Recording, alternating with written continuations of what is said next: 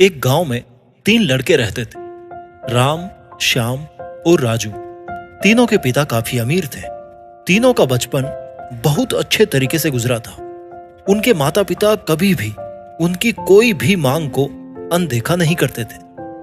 राम के पिता सरपंच थे, श्याम के पिता एक कारोबारी थे और राजू के पिता एक किसान जमींदार थे। छोटी उम्र से ही उन सबको लाड़ प्यार ने ऐसा बना दिया था कि उनको ना तो मेहनत का पता था और ना ही उनको समय की परवाह थी। अक्सर वे सारा दिन बस घूमते रहते थे। नशे और अन्य भोग विलास में डूबे रहते थे, जिससे उनके गांव वाले भी दुखी थे। सरपंच और बड़े लोगों के बच्चे होने के कारण उनकी कोई शिकायत कर पाने की हिम्मत नहीं करता था, जिससे उनका मनोबल और बढ़ गया था। एक दिन उनके गांव में बहुत तेज बारिश हुई, जिससे सब लोगों को नुकसान हुआ, जिसमें इन तीनों के पिता भी थे। लेकिन इतना कुछ होने के बाद भी उनके बेटों का वही हाल था। वो बस घूमते रहते, नशा करते, भोग विलास करते। माँ बाप काफी चिंतित रहा करते थे। ये तीनों भले ही कितने ही गंदे थे, लेकिन इन तीनों के अंदर पता है एक एक खास बात थी, जिसकी पहचान किसी को नहीं थी और उनको खुद को भी नहीं पता था। राम एक बहुत अच्छा नेता प्रतिपक्ष था, क्योंकि अपने पिता के पास रहते हुए उसको इसका काफी ज्ञान हो गया था, क्योंकि उसके पिता सरपंच थे। श्याम भी इस तरह से बिजनेस की समझ रखता था, क्योंकि उसके पिता एक कारोबारी थे। राजू खेती का काम जानता था, क्योंकि उसके पिता जमींदार थे। पर अपने गलत कामों की वजह से उन सब ने अपने इन टैलेंट्स पर ध्यान ही नहीं दिया, जो कि उनकी सबसे बड़ी कमजोरी थी। इस तरह से इनकी बदमाशियों को देखकर इनके पिताओं ने इनको सीख देने की सोची। तीनों पिताओं ने आपस में बात करी और उसका एक हल निकाला। तीनों पिताओं ने अपने अपने काम अपने अपने बेटों को सौंप दिए, जिससे उनको समय की कद्र का पता लग सके। तीनों के पिता ने एक वसीयत बनाई, जिसमें यह लिखा था कि 1 वर्ष के अंदर इन तीनों को 10 लाख रुपए कमाकर देने होंगे, जो बिना किसी गलत काम के कमाए गए हों। और तीनों को अलग अलग स्थान पर रहना था। इन तीनों को 5-5 लाख रुपए भी दिए गए, ताकि उनको अपना काम स्टार्ट करने में दिक्कत ना हो। पहले तो सब खुश हो गए कि भैया हम आजाद हो गए, हमको पैसे मिल गए। और ऐसा सोच करके इन्होंने फिर से काफी सारा समय मौज मस्ती करने में लगा दिया, जिससे इनका नुकसान भी हुआ। इस तरह से 6 महीने गुजर गए। फिर उनको एक दिन अचानक से एहसास हुआ कि अगर हम शर्त हार गए तो हम अपनी अपनी जायदाद खो बैठेंगे। धीरे धीरे उनकी चिंता बढ़ने लगी। एक दिन वो इसी उधेड़-बुन में एक पार्क में बैठे थे और कुछ डिस्कस कर रहे थे कि उनको एक छोटी सी लड़की मिली। वो फूल बेच रही थी और साथ में पढ़ भी रही थी। तीनों जने उस लड़की के पास में गए। तभी राम ने लड़की से बोला कि बेटी आपकी उम्र क्या है? लड़की ने जवाब दिया कि मैं 12 साल की हूं अंकल। इतना सुनते ही राम ने आश्चर्य से पूछा कि आप इतने छोटे होकर खेल नहीं रहे हो?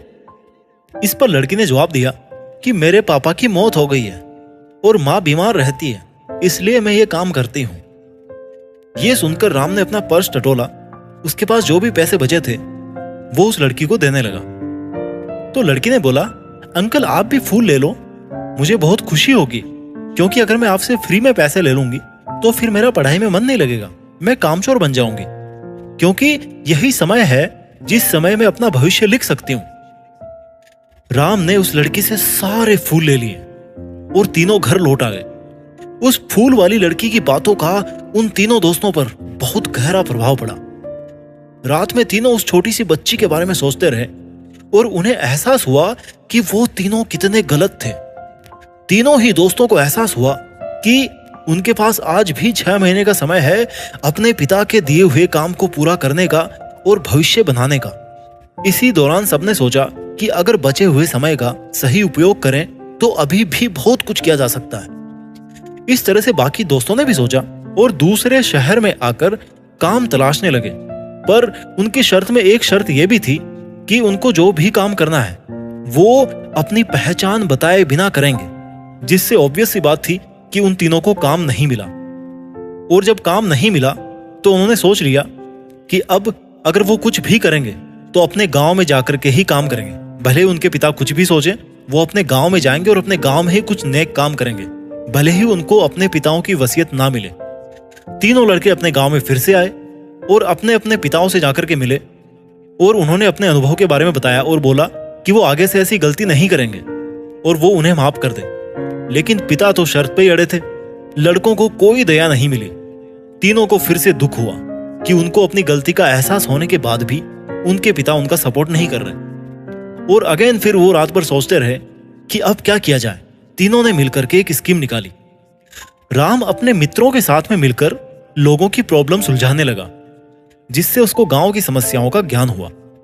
इसी तरह श्याम भी गांव के विकास के लिए नए नए तरीके सीख गया और राजू को किस्मों और बीजों का ज्ञान हो जाने से उसको काफी फायदा हुआ। तीनों ने मिलकर अपने बाकी पैसों को सही ढंग से सही जगह लगाकर गांव को एक नया रूप दे दिया।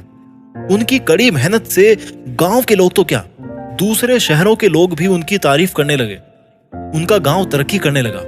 नई तकनीकों के कारण हर वर्ग के लोगों से उनका जुड़ाव होने लगा और एक समय आने के बाद में उनके पिताओं ने भी उनको माफ कर दिया। इस तरह से दोस्तों, उन तीनों को समय की कीमत का अंदाजा हुआ कि पहले वो कितना समय बर्बाद कर रहे थे, लेकिन जब से उनको समय की कीमत का अंदाजा हुआ तब से उन्होंने समय वेस्ट नहीं किया और काम करके पैसा कमाया, नाम कमाया और ये सीखा कि ईमानदारी से जिंदगी कैसे जीते हैं। दोस्तों, इस वीडियो को बनाने का मुद्दा यही है कि आप सभी समय बर्बाद ना करें।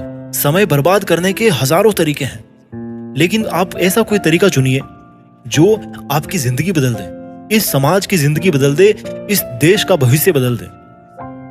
आई होप आपको ये स्टोरी अच्छी लगी होगी। अपना ख्याल रखिए और देश में खुद के नाम के साथ साथ दुनिया में भी देश का नाम कीजिए। जय हिंद, वंदे मातरम।